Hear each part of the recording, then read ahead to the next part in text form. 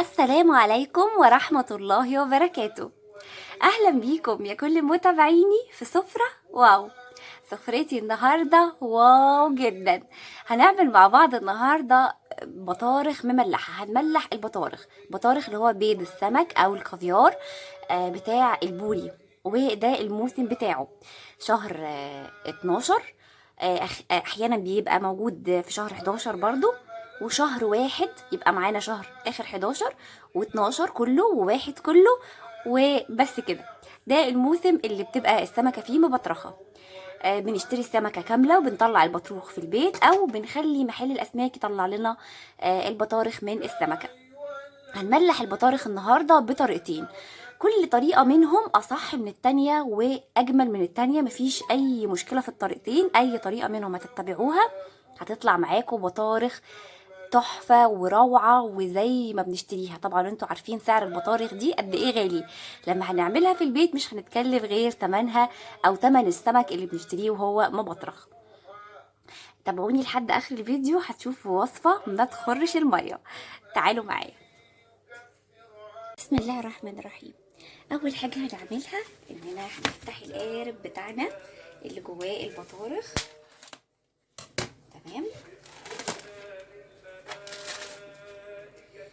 البطارخ بتيجي فيها الجزء ده من السمكه. انا هخليه بالراحه جدا عشان طبعا ما ينفعش ان انا املح البطارخ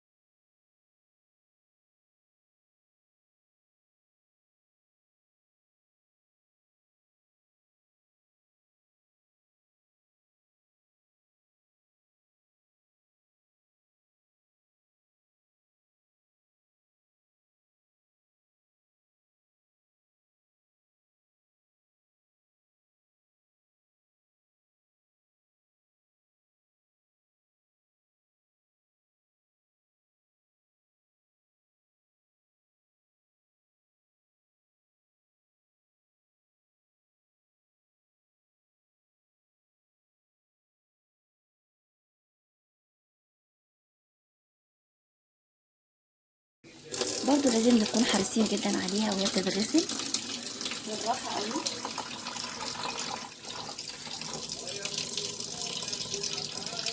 البطارخ حاجه رقيقه جدا، ف محتاجين نقول انها تتغسل برقه.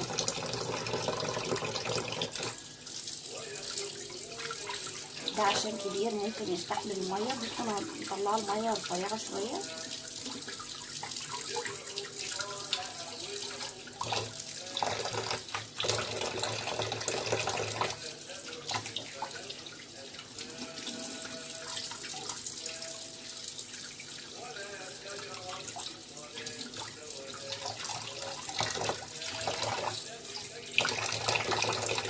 دول شويه السمك اللي كانوا معانا.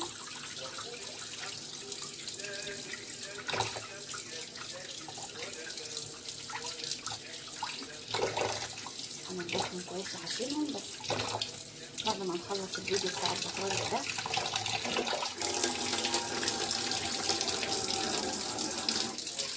انا ما بحطش عليها ميه مباشره، انا بخلي الميه تنزل في الطبق واكبها تاني.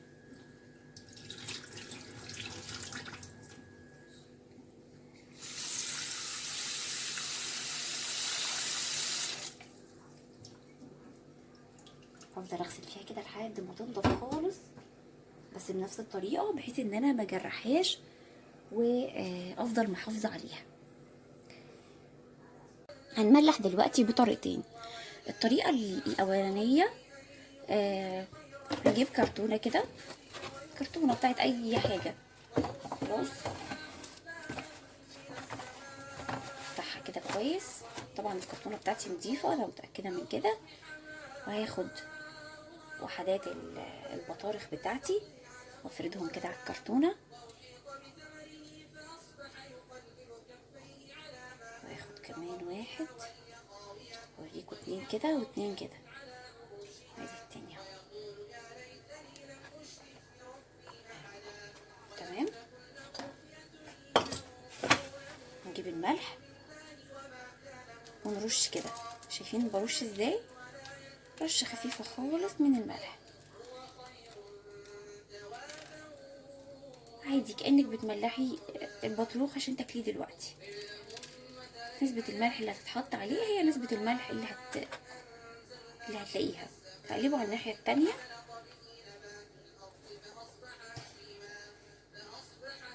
تقلبوا كده جنب بعض عشان تدوني منظر حلو.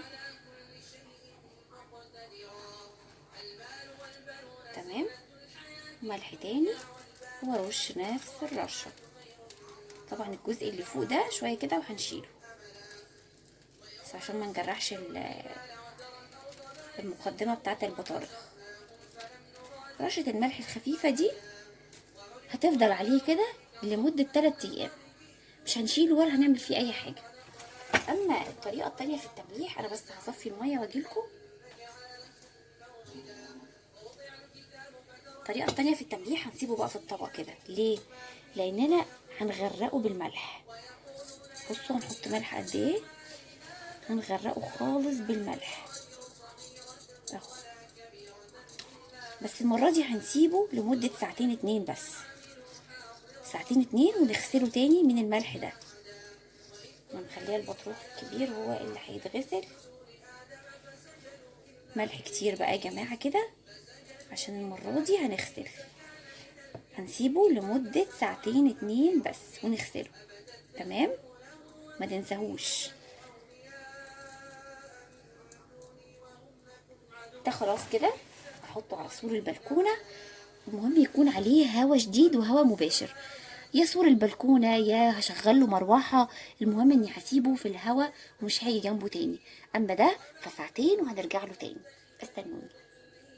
عدت الساعتين وده شكل البطارخ بتاعتي اللي منقوعة في الملح. اما البطارخ اللي هناك بصوا عملت ايه في الكرتونة بتاعتها، بوظت الكرتونة خالص. انا هفضل سايبة البطارخ اللي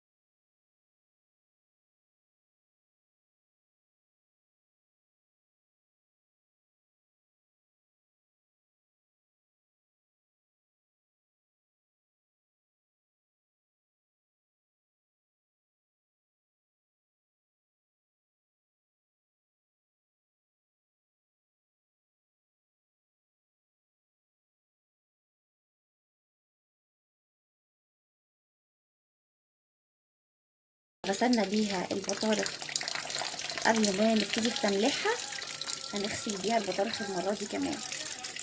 بصوا شكلها اتغير ازاي، ما بقتش زي الاول. كمية الملح اللي حطيناها عليها ادت لها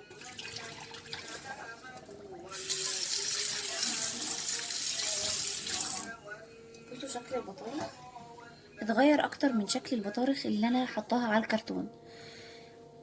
الكفر الخارجي ده نشف شوية، ما بقاش زي الاول، ما بقتش بنفس الطراوة بتاعتها في الاول، فهو ده اللي احنا كنا عاوزينه.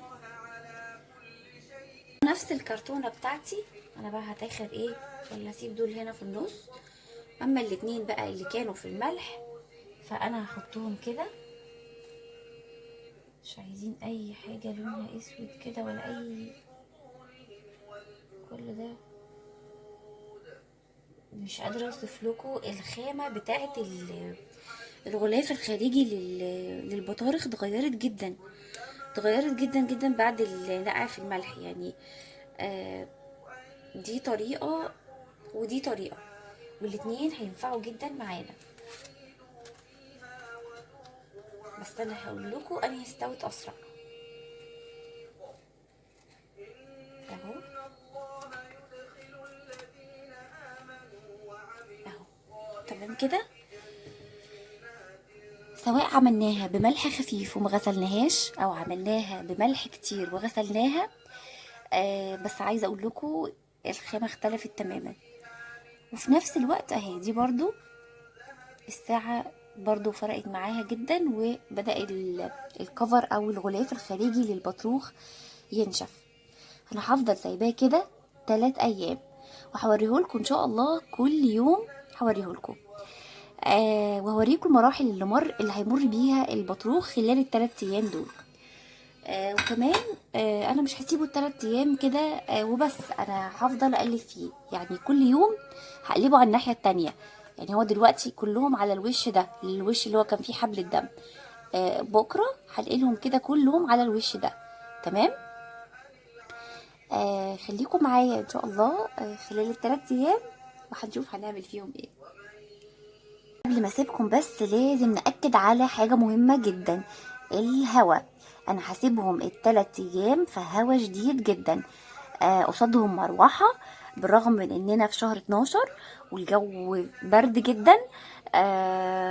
بس لازم اسيبهم يا في البلكونة بره، يا افتح لهم الشباك واخليهم قصاد الهوا على طول، ومعاهم مروحة كمان. تركة الهواء اهم تركة في تمليح البطارخ. استنوني. دلوقتي عدى على البطارخ 6 ساعات. شوفوا الطبقة الخارجية هنا بدأت تبقى أقوى شوية، وبرضو هنا نفس السوا يا جماعة. يعني أنا حاسة إن اللي نقعناه في الملح ساعتين، السوا بتاعه أسرع تركة صغيرة. دلوقتي أنا هعمل إيه؟ دلوقتي أنا هقلب البطارخ، وكل 2 3 كده أقلبها على الجنب التاني. بصوا هو الكرتونة بتاعتها بقت خلاص الحمد لله يعني فاضية.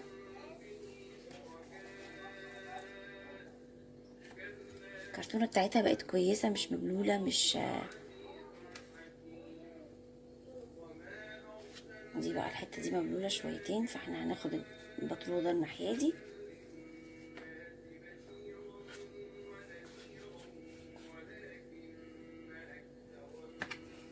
احنا دايما معلمين البطروخ بتاعنا بانه مرة هيبقى من ناحية الحبل الدم، ومرة من على الناحية التانية. تمام. زي ما انتوا عارفين احنا معانا البطروخين دول اللي نقعناهم في الملح لمدة 2 ساعات، والبطروخين دول هما اللي ملحناهم تمليح مباشر. كل يوم هوريكم التغير اللي حصل في البطارخ، بس كل 6 ساعات مثلا نقلب البطارخ، ما نسيبهاش على ناحية واحدة، لان يعني الناحية اللي بتبقى متعرضة ليها البطارخ بتبقى نشفت، الناحية التانية بتبقى مش ناشفة، فلازم كل شوية نقلبها او نحطها على حاجة متهوية من فوق ومن تحت. زي مثلا اللي هي السلكه بتاعت الميكرويف، هوريها لكم. زي دي مثلا، دي بتخلي البطروخ بتاعي يبقى متهوي من فوق ومن تحت اهي. بصوا لو رصيناهم كده هيبقوا متهويين من فوق ومن تحت، ونحطهم بس في تيار هوا شديد. فكده على نهاية ال3 ايام هنلاقي البطروخ ده محتاجش انه يتقلب، او يتقلب كل 12 ساعة مثلا. فممكن نملحهم كده على كرتون، وممكن نملحهم كده على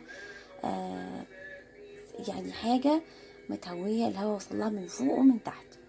تمام. الكرتون بيمتص الرطوبة، وكمان ده بيخليها متعرضة للهواء من على الناحيتين. هقفل الفيديو دلوقتي واوريكم بعد 6 ساعات تانيين. دلوقتي مر على الكافيار بتاعي او البطارخ بتاعتي 24 ساعة كاملة. 24 ساعة حاطينها في الهواء، وبروح وباجي عليها كده كل ساعتين اقلبها، يعني تبقى على الوش ده اقلبها على الوش ده. بس هي الحقيقة فضلت على الوش ده اكتر مدة اطول من الوش التاني. فهتلاحظوا الفرق بين الوشين، يعني بصوا الوش اللي كانت عليه غير الوش التاني. الوش التاني هتلاقوا فيه لسه نسبة طراوة كده، هتلاقوه فيه طري شوية اهو. اما الوش ده فخلاص عمل طبقة ناشفة، ولونه حتى غير شوية عن الوش التاني اهو. بصوا شايفين الوش ده من الوش ده مختلفين شوية. المرحلة دي نقدر ناكل فيها البطارخ، في ناس كتير بتحبه بالمرحلة دي، وانا كمان بحبه هو لسه كده شوية، بس اغلب الناس بتحبه لما ينشف اكتر. فاحنا هنعدي عليه كمان 24 ساعة، واوريهولكم لما يبقى جاهز بكرة ان شاء الله. طبعا على الكرتون او على السلكه اللي هتبقى متهويه من فوق ومن تحت. الموضوع فكره السلكه ده يا جماعه نفس الفكره اللي بتتعمل بره مصر خالص، يعني في البلاد الاوروبيه بيهووه على حاجه زي كده بالظبط، بس منخل زي المنخل بالظبط، وبيحطوا عليه البطارخ وبيسيبوها في الهواء الطلق. انا مشغله لها المروحه لان انا بالرغم من ان في شهر 12 الا ان الجو مش ما فيهوش الهواء الشديد اللي ينشف البطارخ بالسرعه المطلوبه. طبعا انا هقلب البطارخ على الوش التاني اللي هو فيه نسبه السوى بتاعته اقل شويه، علشان تستوي تماما بقى. بصوا حتى هي واضحه قوي في البطروخ الكبير، هتلاقوها من هنا طريه قوي كده، لكن من هنا نشفت اهي وخدت ايه شكلها الحلو ده. بصوا اهو. ودي واحده ايه، نعدي بقى عليه 24 ساعة كمان وهيبقى جاهز ان شاء الله على التقديم والتغليف كمان. استنونا لحد اخر الفيديو. اللحظة الحاسمة، اللحظة اللي انا بحبها جدا، وهي لحظة سوى البطارخ. البطارخ اللي معانا خلاص استوت يا جماعة وبقت، بصوا عاملة ازاي. بصوا شايفين خامتها بقت عاملة ازاي.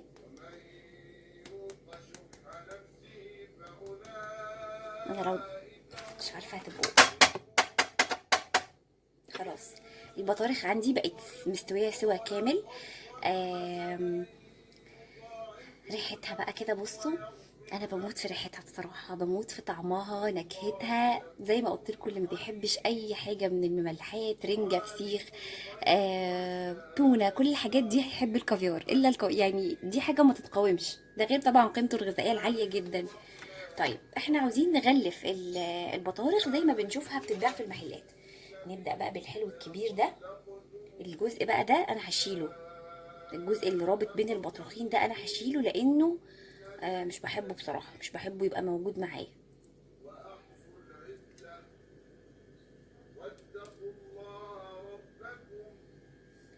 ودي ايه بقى، بصوا الكلين فيل كده.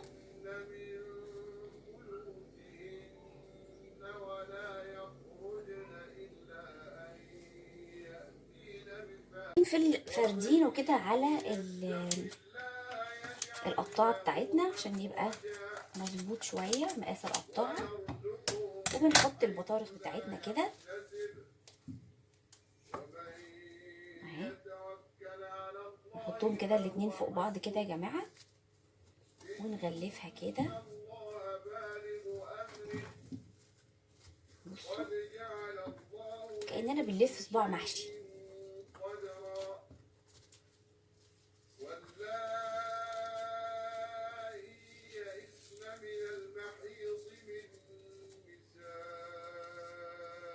ده بقى تحطيه في التلاجة ويعيش معاكي سنة بحالها ولا يجراله اي شيء. طلعيه في اي وقت واستعمليه، يعني حاجة كده ما حصلتش. هغلف بقية البطارخ بتاعتي واوريها لكم. تغليف البطارخ بتاعتي سبت واحد بقى، قلت مش معقول يعني لازم نقطعه ونشوف هنعمل ايه. طعمه، هنتكلم عن طعمه ونتكلم عن طراوته. اوريكم كمان ازاي بنقطعه كده علشان اوريكم شكله ودرجة سواه من جوه. بصوا عامل ازاي، هو ده السوى المظبوط جدا للبطارخ اهي، شايفين؟ ندوق بقى حته كده واقول لكم ايه الاخبار.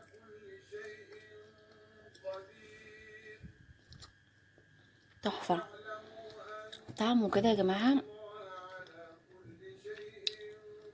بيجنن بجد. ملحه هادي جدا، يعني مش هتحسي انك بتاكلي حاجه حادقه اصلا. على فكره ده البطروخ اللي هو كنا غسلناه من الملح، ملحه هادي جدا جدا. اهم حاجه ان انتوا ما تزودوش مده تغطيته في الملح عن الساعتين اللي اتكلمنا عنهم. نقعده ساعتين في الملح مش اكتر، ممكن ساعة، ممكن ساعة ونص، بس مش اكتر من ساعتين.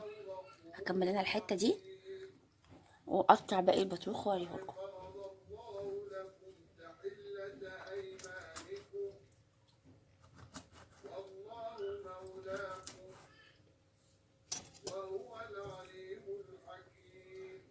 اظن مفيش احلى من كده، طبق بطارخ ما حصلش.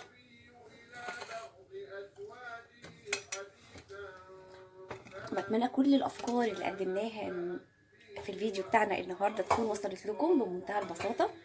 اتمنى جدا انكم تجربوا البطارخ المملحه، لانها من ألذ الوصفات واطعمها على الاطلاق. الفيديو ده حصري، مش هتلاقوه في اي حته غير عندنا هنا وبس.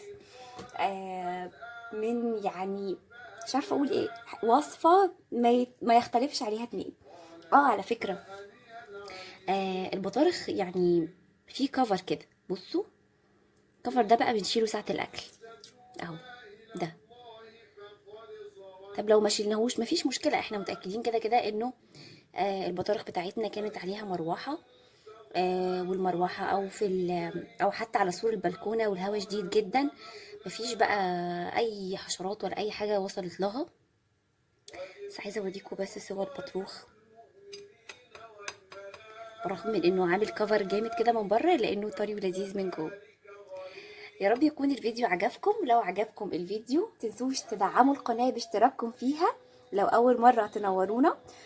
ولو نورتونا كتير قبل كده ما تنسوناش بقى من اللايك والشير، وما تنسوش كمان تتابعوا كل فيديوهاتنا. هستناكم في باقي سلسله البطارخ اللي هنعملها ان شاء الله مع بعض. باي باي.